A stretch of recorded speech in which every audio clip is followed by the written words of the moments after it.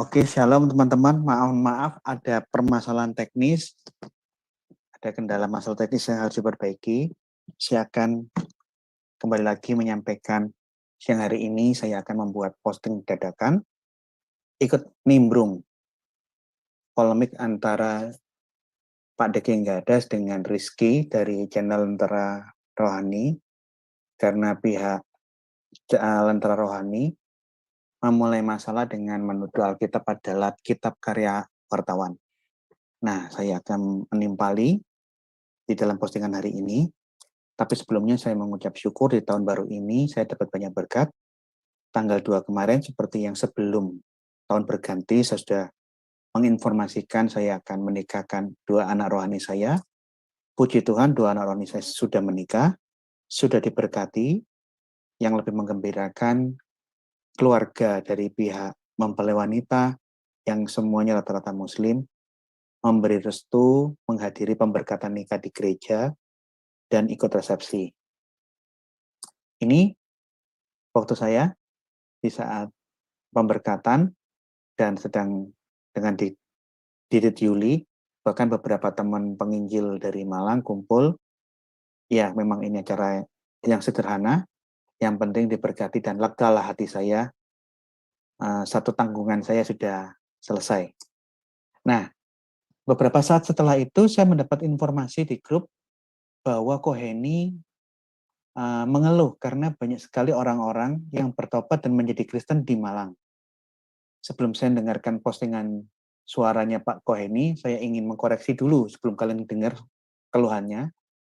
Maaf Pak, Anda keliru, bukan hanya di Malang, terjadi banyak orang mulai tercelik matanya untuk melihat, memahami, dan mantap memilih kebenaran Kristen, tetapi yang seperti ini terjadi di seluruh Indonesia.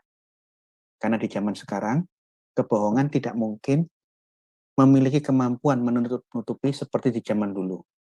Di saat ini, kebenaran Injil sudah tidak terbendungkan di zaman era internet. Yuk kita dengarkan keluhan dari Pak Heni seperti yang disiarkan di Mu'alaf Center. Ayah Sofia, Mu'alaf Center yang didirikan oleh Insan Mokoginta. Mau sampai kapan kita ini dihabisi? Katanya kita mayoritas tapi seperti buih di lautan. Faktanya di Malang sedikit demi sedikit mulai merambah dan makin banyak yang darah Kristen.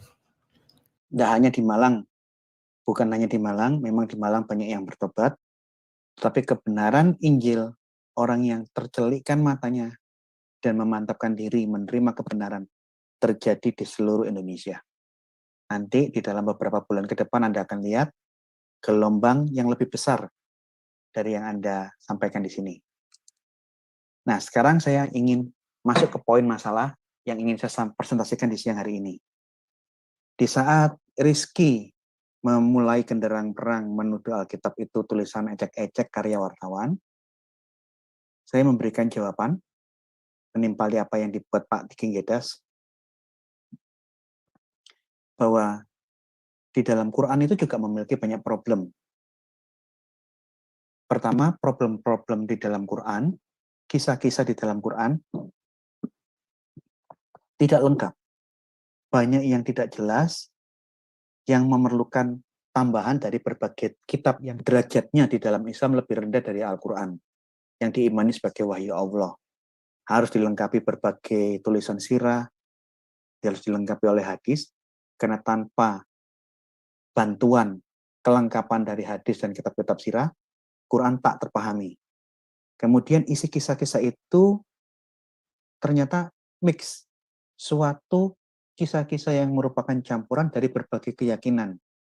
Ada kisah-kisah Yahudi, baik kisah yang benar, maupun kisah-kisah mitos, mitos-mitos legenda Yahudi.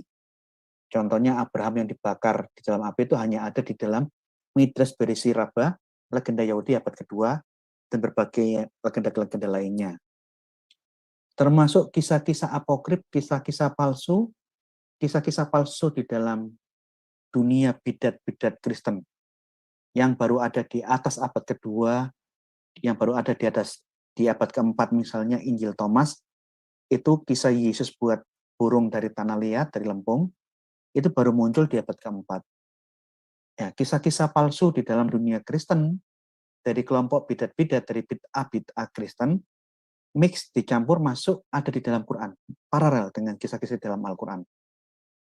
Yang mana selain campuran dari kisah-kisah Yahudi, baik yang benar maupun kisah-kisah mitos Yahudi dan bid'ah Kristen, ada kisah-kisah yang khas Islam.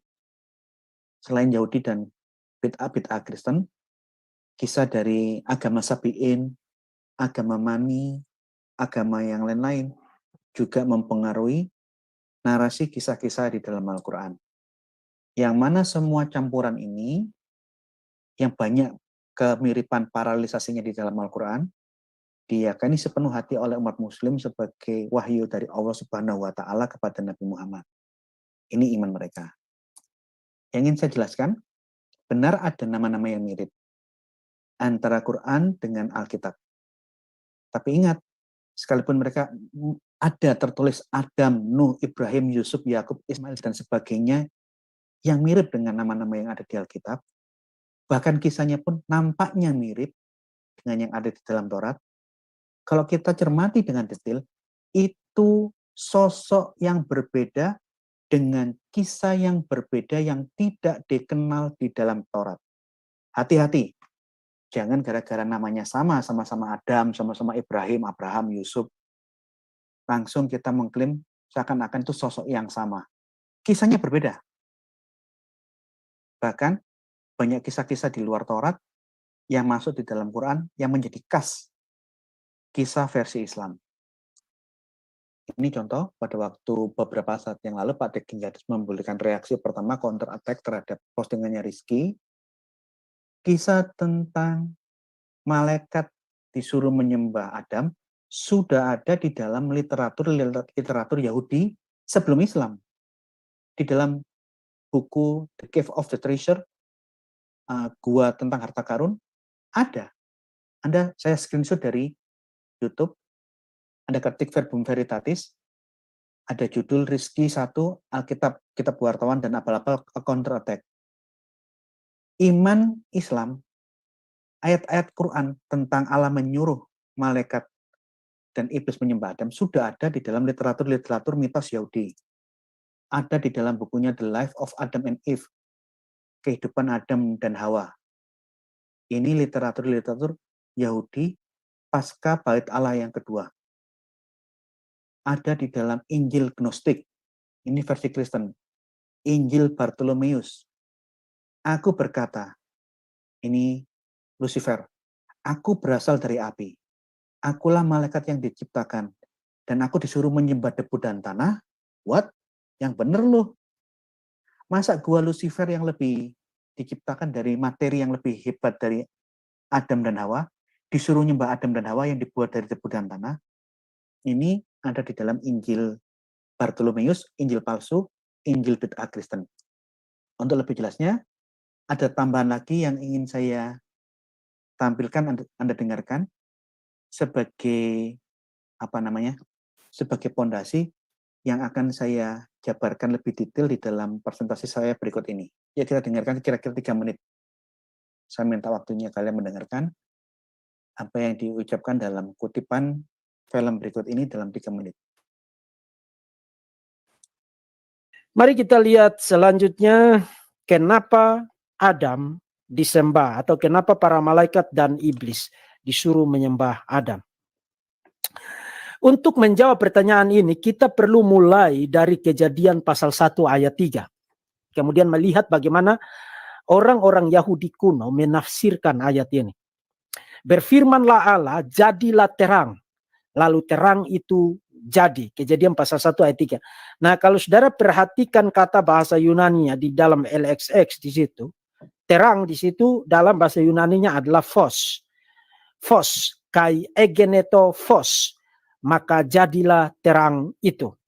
Nah, ini menjadi menarik karena di dalam bahasa Yunani, kata phos itu bukan hanya berarti terang, tapi bisa juga berarti manusia. Jadi bukan hanya berarti terang, tapi bisa juga berarti manusia. Dan karena punya arti yang lebih dari satu itu, bisa berarti terang, bisa berarti manusia, Maka orang-orang Yahudi pada periode intertestamental mulai mengarang cerita, mulai bikin tafsiran spekulatif yang kemudian menjadi dongeng yang turun-temurun sampai pada masa Muhammad, dan itu masuk ke dalam Quran. Mari kita lihat. Saya tidak cuma ngecap, saya tidak asal ngecap, saya akan perlihatkan buktinya. Yang saudara akan lihat sekarang di screen, ini adalah kutipan dari studi mengenai Paradise, surga, Essays on Early Jewish and Christian Mysticism. Jadi legenda ini berasal dari mistisisme Yahudi ya.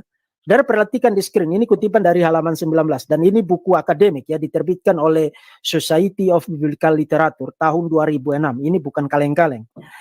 Terdapat sebuah mitos standar Yahudi, pada periode Bait Suci kedua, bahwa ada seorang antropos surgawi yang dianggap berasal dari Allah sebelum penciptaan. Jadi ada seorang manusia surgawi, heavenly man, yang dianggap berasal dari Allah sebelum penciptaan. Nah, kenapa mereka berpandangan demikian di dalam mitos itu? Dongeng ini kata-kata dia loh. Saya cuma ngutip aja, ini kutipan langsung. Saya terjemahkan, kalau saudara butuh terjemahan bahasa Inggris, naskah bahasa Inggrisnya saya punya bukunya sekarang. Dongeng ini berasal dari pembacaan ulang, rereading, akan Kejadian pasal 1 ayat 3 dalam bahasa Yunaninya. Karena kata phos dapat berarti baik terang, phos, maupun manusia, phos. Maka para ekseget, para penafsir Yahudi kuno, Bait Suci kedua, menafsirkan bahwa seorang manusia terang, surgawi, muncul ketika Allah berkata, jadilah terang. Jadi menurut mereka, di Kejadian pasal 1 ayat 3, ini pembacaan Yahudi kuno ya, yang kemudian nanti melahirkan dongeng ini. Waktu Allah berkata jadilah terang, mereka membaca itu di dalam naskah bahasa Yunaninya, karena kata phos itu bisa berarti terang, phos, tapi juga bisa berarti manusia, phos. Maka mereka bikin tafsiran kreatif, tafsiran spekulatif, bahwa waktu Allah berkata jadilah terang, yang terjadi saat itu adalah muncul manusia surgawi yang bercahaya, luminous man. Oke. Mari kita lihat. Itu saya tampilkan karena apa? Karena saya memberikan suatu contoh bukti di depan bahwa ada suatu legenda dalam tafsiran Yahudi kuno, ada manusia surgawi yang bercahaya, yang mana ini mirip dengan tafsiran-tafsiran Quran tentang Adam, bahwa Adam sebelum jatuh dalam dosa itu bercahaya. Tapi untuk lebih jelasnya kita ikuti presentasi saya dari awal satu persatu. Sebelum masuk ke sana, saya kembali lagi mengenai kemiripan antara kisah-kisah di dalam Taurat dan Quran, dan termasuk perbedaannya yang tidak terelakkan. Pertama, ada nama Adam, Hawa ada di dalam tafsir dan kitab-kitab hadis, sirah. Masalahnya, Adam dan Hawa tinggal di Taman Firdaus. Ini yang mana maksudnya? Kalau kita hanya mengimani Adam dan Hawa tinggal di Taman Firdaus, tapi kita tidak meneliti lebih jauh, Adam dan Hawa tinggal di Firdaus dalam pengertian apa? Kita kaget bahwa antara Islam dan Yahudi dan Kristen memiliki nama yang sama, namun sesungguhnya ini sosok yang tidak sama, serupa tapi tidak sama. Karena apa? Di dalam Taurat, Taman Eden atau Taman Firdaus itu adalah tempat Adam dan Hawa di dunia. Itu secara definitif kata Taman Eden, di mana Adam dan Hawa tinggal, itu taman di dunia. Berbeda dengan pengertian Taman Firdaus, taman di mana Adam tinggal di dalam dunia Islam. Itu bukan taman di dunia. Kekeliruan ini terjadi karena saya nggak tahu. Yang nggak paham bahasa Ibrani mengenai Eden ini siapa, saya nggak tahu. Ini tolong orang Muslim yang meneliti. Apakah penafsirkah ataukah siapa yang tidak paham sehingga menimbulkan suatu ajaran Adam tinggal di surga. Eden berdasarkan konteks definitif di dalam kitab Taurat, itu taman indah yang dibuat Allah di dunia untuk Adam dan Hawa tinggal. Sedangkan kata Eden dalam majas, dalam gaya bahasa maupun makna konotasi yang lain, dalam makna kiasan, Eden bisa menjadi kata kiasan untuk surga. Surga itu tempat yang indah. Seperti apa toh indahnya surga ya? Seperti Taman Eden. Sejak saat itu, kata Eden yang semula adalah taman di dunia yang indah yang ditinggali Adam, menjadi makna kiasan untuk menyebut surga. Padahal di dalam bahasa Ibrani, surga ada bahasanya sendiri. Surga di dalam bahasa Ibrani itu samayim, atau dalam bahasa Yunani oranos. Eden itu kata kiasan untuk surga. Sedangkan di dalam bahasa Perjanjian Baru, Firdaus, seperti yang diucapkan Yesus, itu tempat untuk orang-orang kudus yang meninggal sebelum atau saat mereka menunggu hari penghakiman. Orang mati ada dua tempat tinggalnya, tempat sementara. Orang jahat masuk ke Hades, orang-orang kudus akan masuk ke Firdaus sambil menunggu zaman ini berakhir, menunggu kiamat dan pengadilan terakhir. Nah, jadi ada masalah ketidakpahaman bahasa ini di dalam dunia Islam. Siapa yang tidak paham sehingga menimbulkan masalah seperti ini, silakan pihak Islam menelusuri sendiri. Sedang lihat ini, saya buktikan di dalam Taurat bahwa taman indah, tumbuh-tumbuhan, binatang segala macam yang diciptakan Allah di dalam Kejadian pasal 1 itu di bumi. Kejadian 1:11, berfirmanlah Allah, hendaklah tanah menumbuhkan tunas-tunas muda, tumbuh-tumbuhan yang berbiji, segala pohon buah-buahan yang menghasilkan buah yang berbiji, supaya ada tumbuh-tumbuhan di bumi. Dan jadilah demikian.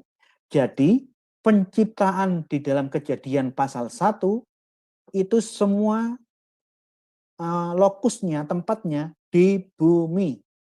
Bukan Allah menciptakan tanaman atau perkebunan di surga. Tidak, di bumi. Kejadian 2. Setelah 6 hari selesai, semua sudah diciptakan. Di mana? Di bumi. Binatang, ikan, burung, tanaman, dan manusia semua diciptakan. Ini.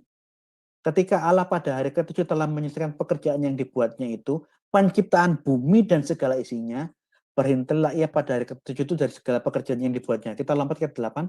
Selanjutnya Tuhan Allah membuat taman di Eden di sebelah timur. Disitulah ditempatkannya manusia yang dibentuknya itu. Konteksnya di bumi. Allah tidak menciptakan hewan di surga untuk bermain-main dengan Adam. Allah tidak menciptakan toge, pohon trembesi, simbuan. Tidak ada. Semua tanaman itu diciptakan di bumi dan Allah membuat suatu taman di bumi untuk Adam tinggal beserta semua ciptaan lainnya. Ini. Jadi penciptaan dalam konteks Taurat itu semua ciptaan di bumi. Beda dengan Quran. Adam dan Hawa setelah diciptakan tidak tinggal di bumi seperti tulisan Taurat, tapi tinggal di surga dengan berbagai hewan dan tanaman. Tinggalnya di surga. Jadi kata Firdaus atau Eden di dalam bahasa dalam Taurat Eden dimaknai dalam Eden kiasan. Padahal kalau kita merujuk kepada teks literalnya itu taman di bumi. Meskipun kata Eden bisa menjadi kiasan untuk surga, tapi itu kata kiasan. Nah, nampaknya Quran mengambil kata kiasan Eden sebagai kata kiasan untuk kata nama lain untuk surga, dan inilah yang masuk di dalam Quran. Anda coba lihat, Quran tidak menceritakan seperti yang ditulis di dalam Alkitab bahwa Adam dan Hawa tinggal di bumi, tapi Adam dan Hawa tinggal di surga.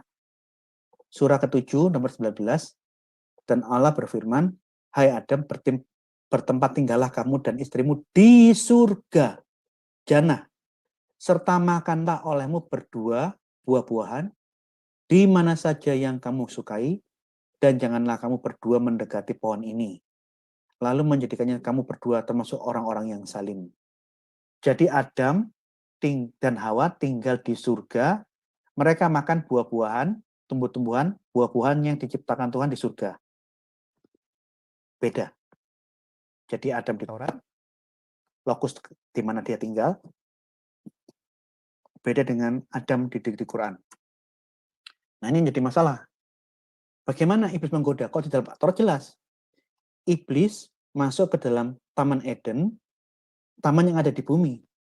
Iblis masuk ke Taman Eden yang di bumi untuk mendekati Adam dan Hawa dan menghasut untuk mengajak dia makan buah yang terlarang. Tapi Quran berbeda. Ini menjadi problem tafsir di dalam Quran. Kalau Adam sudah diusir dari surga ke bumi, dan Adam dan Hawa awalnya ditempatkan di surga, bagaimana caranya iblis yang sudah diusir dari surga, yang tidak boleh masuk surga, yang bertempat tinggal di bumi, bisa menggoda Adam dan Hawa yang posisinya ada tinggal di surga? Ini problem ini. Caranya iblis masuk ke surga dan menghasut Adam dan Hawa ini gimana caranya? Ini problem dalam Islam. Mengenai penjelasan ayat ini, setidaknya saya temukan ada 4 macam tafsir untuk menjelaskan bagaimana teknisnya iblis bisa menyusup ke dalam surga dan menghasut Adam dan Hawa untuk memakan buah yang dilarang. Kita lihat ya problemnya. Al-Razi memberikan 4 macam tafsir yang berbeda, dibuka semua. Yang paling umum, tafsir pertama yang paling umum, iblis nunggu di depan pintu surga, dia minta siapapun hewannya masuk surga, mau numpang, nggak dia memberikan tumpangan. Kemudian ada ular, ularnya berkaki. Ular waktu itu masih belum seperti ular yang sekarang di dalam tafsir-tafsir Quran. Ularnya punya kaki 4 seperti unta. Kemudian iblis merayu dan untanya mempersilahkan, oke, kamu kalau mau numpang ke surga, masuk lewat saya. Masuk ke dalam mulutnya ular, sehingga ularnya masuk, tidak kelihatan, ada iblis yang numpang di sana. Masuklah ular beserta iblis yang menyelinap di dalam tubuhnya ular ke dalam surga. Begitu sampai surga, kemudian dia keluar menjelma menjadi sosoknya yang sejati, kemudian mulai merayu dan menghasut Adam dan Hawa untuk makan buah yang dilarang. Ini tafsir yang pertama. Tafsir yang kedua, ular menjelma menjadi binatang, sehingga penjaga surga tidak sadar binatang yang masuk ini ternyata adalah jelmaan ular, sehingga ular bisa nyelonong. Tafsir yang ketiga itu Adam dan Hawa dihasut oleh ular, tapi ularnya tidak dihasut oleh iblis.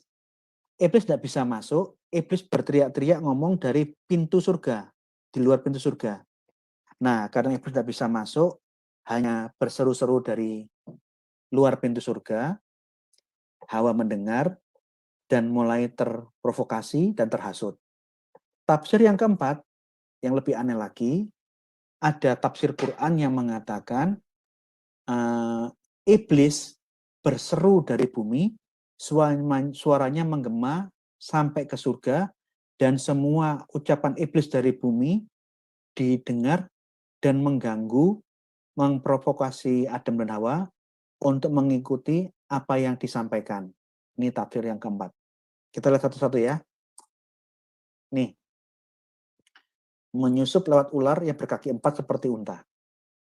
Ini ada di dalam tafsir At-Tabari, Al-Qurtubi, Fathul Qadir, tulisannya tafsirnya As-Syaukani ada. Khususnya kalau kita membaca surah Al-Baqarah 35 sampai 39, di bagian surah Al-Baqarah 35-39, tafsir-tafsir ini menjelaskan bahwa iblis menyusup ke surga, menyusup, mendompleng, memanfaatkan ular yang berkaki 4. Ini kitab-kitab tafsir yang saya pakai, ada At-Tabari, tafsir Fathul Qadir, tafsir Al-Qurtubi. Kita lihat yang At-Tabari yang pertama. Ini. Ada ular yang tidak masuk surga.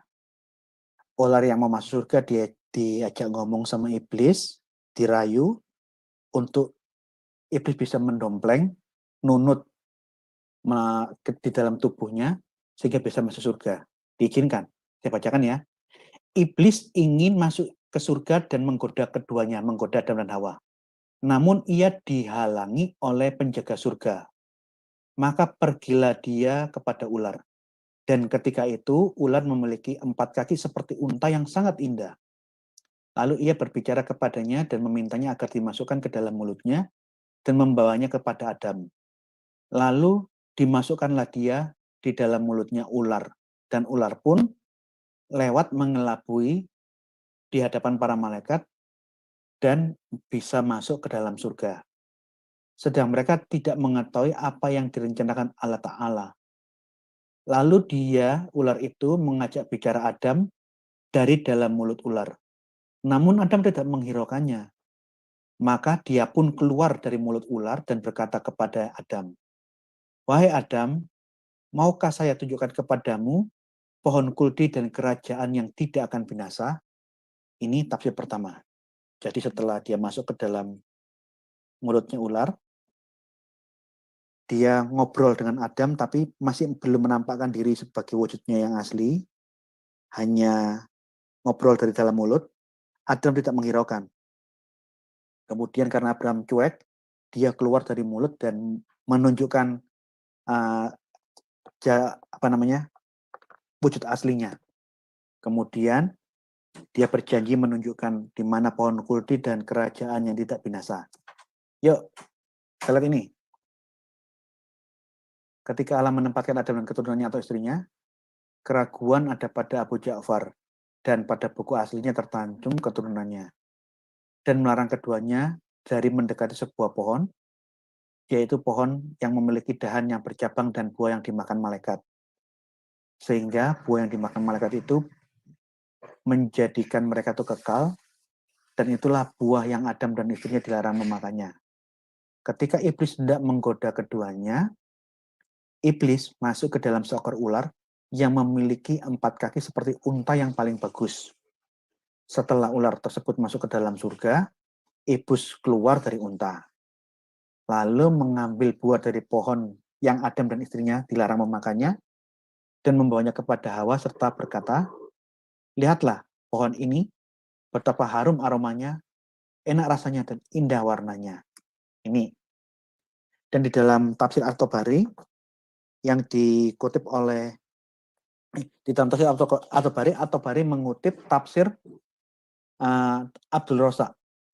Yang isi tafsirnya Abdul Razak ini yang ada di dalam At-Tabari ini narasinya persis sama dengan bunyi ayat Kejadian 3 ayat 15. Anda lihat catatan kaki, Abdul Razak dalam tafsirnya dan riwayat yang dinukil At-Tabari dari Abdul Razak ini adalah mirip dengan yang tersurat dalam Safar Takwin Al-Isah ketiga, di mana disebutkan perempuan berkata, "Ular telah menggodaku sehingga aku memakannya." Maka Tuhan berfirman kepada ular, "Karena kamu telah berbuat demikian, maka kamu terlaknat dari seluruh binatang jinak dan buas. Di atas perutmu engkau akan berjalan, dan dari tanah engkau makan selama hidupmu. Aku tetapkan permusuhan antara kamu dan perempuan, dan antara keturunanmu dan keturunannya. Dia memecahkan kepalamu, dan kamu..." Oh, saya nggak lihat maaf, sambungannya catatan kaki yang ada di dalam tafsir At-Tabari yang narasinya mirip dengan Kejadian pasal 315, saya nggak tampilkan. Jadi apa yang ditulis di dalam tafsir At-Tabari ini mirip dengan paralel sama narasinya dengan kitab Taurat. Sekarang kita lihat tafsir kedua, tafsir Fathul Qadir As-Sokani. Lalu ular melewati para penjaga itu, iblis masuk ke mulutnya ular, lalu sang ular melewati para penjaganya itu, sementara para penjaga itu tidak mengetahui sesuatu yang dikehendaki Allah. Lalu dari dalam mulut ular itu, iblis berbicara kepada Adam. Namun Adam tidak memperdulikan perkataannya. Maka ia pun keluar kepada Adam, lalu berkata, "Hai Adam, maukah aku tunjukkan kepadamu pohon kuldi dan kerajaannya yang tak akan binasa?" Dan iblis pun bersumpah dengan nama Allah kepada keduanya, kepada Adam dan Hawa. Ini sama, Fathul Qadir juga memberikan riwayat tafsiran yang sama. Iblis nunut kepada ular yang berkaki untuk bisa masuk ke dalam surga, mendompleng. Di dalam tafsir Al-Qurtubi sama, cuma bedanya ular yang berkaki itu bukan hanya berkaki 4 seperti unta, kakinya indah seperti kaki unta, tapi juga punya tanduk 4. Nih, sebagian ulama berkata, pendapat ini disebutkan oleh Abdul Razak dari Wahab bin Munabbih. Iblis masuk ke dalam surga dengan cara masuk ke dalam tubuh ular melalui mulutnya. Lalu ular tersebut masuk ke dalam surga. Ular ini mempunyai 4 tanduk seperti bukit, ya, ular berleher panjang, yang merupakan binatang terindah yang diciptakan oleh Allah. Sebelum masuk ke dalam tubuh ular, iblis menawarkan diri kepada dan seterusnya. Ada catatan, Wahab bin Munabbih adalah sosok yang sikoh, sosok yang populer dan pendongeng. Jadi catatan kaki dari tafsir ini memberikan catatan apa yang ditulis dalam tafsir-tafsir Quran ini diambil dari sosok yang sangat terkenal dan juga seorang pendongeng. Ularnya berwujud punya kaki 4 dan bertanduk 4. Nah, kalau di dalam tafsir Ibnu Katsir hampir sama, tapi ada tambahan yang khas. Ibnu Katsir memberikan tambahan memfitnah bahwa tafsirnya yang dia tulis ini memang seperti bunyi Taurat. Padahal tidak ada. Anda lihat bagian bawah.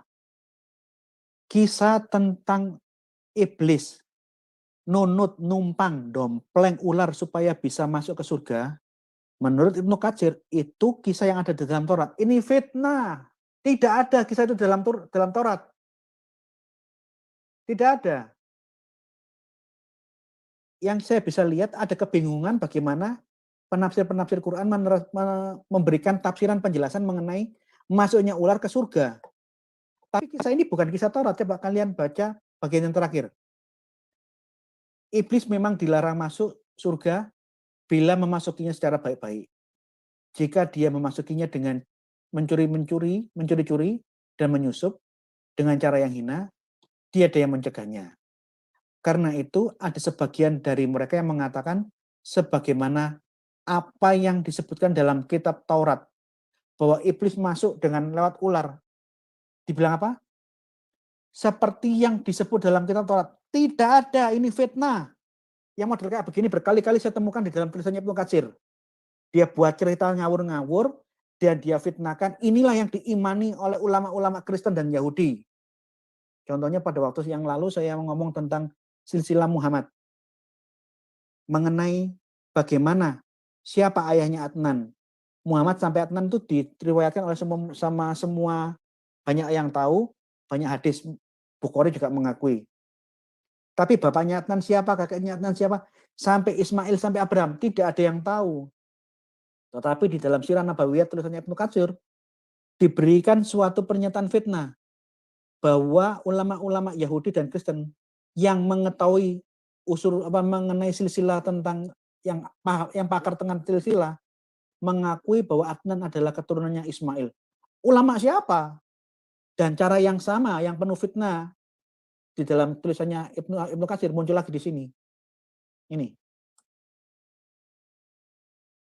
Sebagaimana apa yang disebut dalam kitab Taurat, tidak ada kisah iblis mendompleng, nunut ular yang berkaki 4 untuk bisa masuk surga. Tidak ada kisah ini di dalam Taurat. Masuk ke dalam surga melalui mulut ular yang ia masuki terlebih dahulu, lalu ular itu masuk ke dalam surga. Ini bukan kisah Taurat. Ini fitnahnya Ibnu Katsir terhadap Taurat. Taurat tidak pernah nulis seperti itu. Lanjut, tafsir yang kedua. Iblis menggoda bukan masuk lewat nunut ular, numpang sama ular, tapi dia ada di pintu surga, jadi dia tidak masuk. dan dia ngomong dari pintu surga untuk mempengaruhi, merayu Adam dan Hawa untuk berbuat dosa. Jadi dia tidak masuk surga, bahasa Jawanya amping-amping. Antara di luar dan mau masuk apa enggak masuk. Antara ragu-ragu masuk atau keluar. Jadi iblis amping-amping berada di pintu. Dari situ dia berseru kepada Adam dan Hawa yang ada di dalam surga. Nah, suaranya itulah yang mempengaruhi dan menghasut Adam dan Hawa untuk berbuat dosa.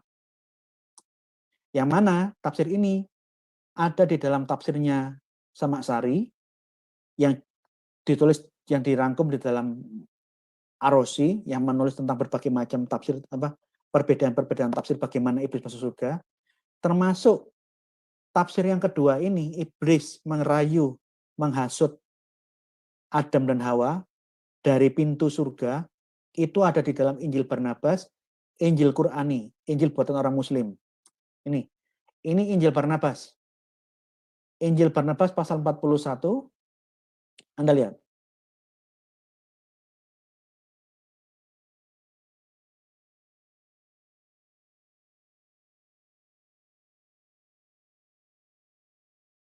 Abram, bagaimana kisahnya Adam dan Hawa terusir. Nih, Adam dan Hawa diusir. Nah, penjelasannya dari sini. Pada waktu Adam dan Hawa berbuat dosa, makan buah yang dilarang, Allah tanya, bagaimana iblis bisa masuk ke surga? Bukankah dia sudah diusir dari surga? Bagaimana kasih terkutuk itu dapat masuk ke sini? Injil Barnabas menjelaskan seperti tafsir-tafsir Quran. Hawa menjawab kepada Tuhan, sesungguhnya ular yang berdiri di depan pintu surga itu telah membawanya ke sisiku. Nah, ular yang ada di pintu utara surga ini membawanya ke sisiku. Nah, sama dengan tafsirnya Islam. Jadi iblis terkutuk lewat ular masuk, sehingga masuk ke dalam. Nah, tafsir yang ketiga, iblis berseru-seru dari bumi, suaranya gaungnya terdengar sampai ke surga. Ini menarik banget. Pertanyaannya, kira-kira sebesar apa suara iblis yang dia teriakkan dari bumi bisa masuk ke surga? Jarak bumi ke surga itu berapa jauh? Sampai suaranya iblis di bumi bisa kedengaran oleh Adam dan Hawa di surga. Lah minimal kalau Adam dan Hawa di surga bisa mendengar yang berteriak dari bumi, maka tentu penjaga-penjaga surga dalam narasi tafsir-tafsir Quran, semuanya pasti ya dengar. Iblis mau ngomong apa, sampai Adam dan Hawa di dalam surga itu bisa mendengarnya, pasti semua penghuni surga bisa mendengarnya juga. Ini menarik. Apakah dia melakukan telepati, komunikasi tanpa yang tidak audible, apakah dia pakai WhatsApp atau video call secara private kepada Adam dan Hawa? Adam, tolong nyalakan videomu. Aku mau ngomong sama kamu. Adam cari tempat terus dia menyalakan kameranya. Ada apa, Blis? Gini loh. Apakah dia pakai WA? Ini yang menjadi problem. Anda mau lihat tafsir manapun sebenarnya menjadi problem. Dan keruwetan-keruwetan tafsir itu diulas di dalam bukunya Muhammad Ahmad Khalafullah, ulama muslim dari Maroko yang kuliah di Al-Azhar Kairo, dan menyebutkan dengan jelas bahwa kisah-kisah bagaimana iblis bisa masuk ke surga itu kisah-kisah yang cenderung mitos yang tidak pernah terjadi di dalam sejarah. Ini. Dia juga mengkritik tafsir-tafsir, rangkuman tafsir-tafsir yang berbeda ini di dalam Al-Razi. Di dalam bukunya, disertasi doktoralnya, Muhammad Ahmad Khalafullah mengatakan, mengkritisi. Nih, cara iblis bisa, Adam dan Hawa bisa tergoda, iblis sampai berbuat dosa melanggar Allah. Tafsir yang ketiga, Adam dan Hawa sedang berada di dekat pintu surga. Nah, karena Adam dan Hawa ada dekat pintu surga, iblis mendekat dan mulai mengganggu. Ngajak ngobrol dari depan pintu surga, Adam dan Hawa yang di dekat pintu surga mendengar dan terpengaruh. Penafsiran keempat, menurut Al-Razi, ini pendapatnya Hasan. Iblis ada di bumi dan mengirimkan bisikannya kepada Adam yang ada di sorga. Pendapat ini ditolak oleh sebagian penafsir karena ini tidak masuk akal. Masalahnya, bisikan adalah ucapan lirih. Dan ucapan yang lirih, ucapan yang pelan, seperti itu tidak mungkin dikirimkan dari bumi ke langit. Ini ada di dalam tafsirnya Al-Razi, yang Anda bisa lihat yang saya garis bawahi. Yuk. Kemudian setelah Adam dan Hawa akhirnya memakan buah yang dilarang dimakan, dalam narasi Quran itu buah kuldi, Adam dan Hawa diturunkan oleh Allah ke bumi. Di mana? Ini pun problematik di dalam tafsir Quran.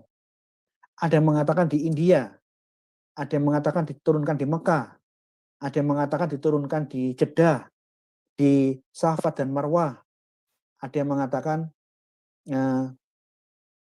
Adam di India, terus Hawa di Jeddah. Jadi yang satu di India, satu di Arab Saudi. Ini tafsirnya problematik. Anda lihat di dalam tafsir Ibnu Katsir, Adam diturunkan di India. Tidak sekali-kali Adam tinggal di dalam surga, melainkan hanya antara salat asar sampai tenggelamnya matahari. Adam hanya ada di surga itu antara salat asar jam 3 sore sampai maghrib. Ini salah satu riwayat yang sahih. Kemudian Al-Hakim mengatakan bahwa hadis ini sahih dengan syarat Saikani. Ternyata Saikani tidak menengah-tengahkannya. Jadi ada kebingungan di masalah ini yang dicatat oleh Ibnu Katsir. Yang kedua, Ibnu Katsir mencatat hadis yang lain. Abu Ja'far Ar-Razi meriwayatkan dari Arabi Ibnu Anas yang mengatakan Adam keluar dari surga pukul 9 atau 10 pagi. Ketika keluar, Adam membawa sebuah tangkai pohon surga, sedangkan di atas kepalanya memakai mahkota dari dedaunan surga. Jadi kayak Julius Caesar gitu loh. Di saat Adam dan Hawa, Adam itu keluar diusir dari surga, pakai tangkai pohon surga, kepalanya ada mahkota dari untaian daun-daunan surga. Kayak Julius Caesar kira-kira gitu. Bedanya Julius Caesar menggunakan mahkota dari daun salam. Yang dipakai oleh Julius Caesar itu daun salam. Daun salam waktu itu minuman yang menjadi favoritnya istana di Roma. Sampai dijadikan mahkotanya Julius Caesar. Nah, kemudian kita baca berikutnya. Maka turunlah mereka, Adam dan Hawa, sedang Adam turun di India dengan membawa Hajar Aswad dan segenggam dedaunan surga. Jadi Adam itu turunnya di India. Lalu ia menaburkannya di India, makalah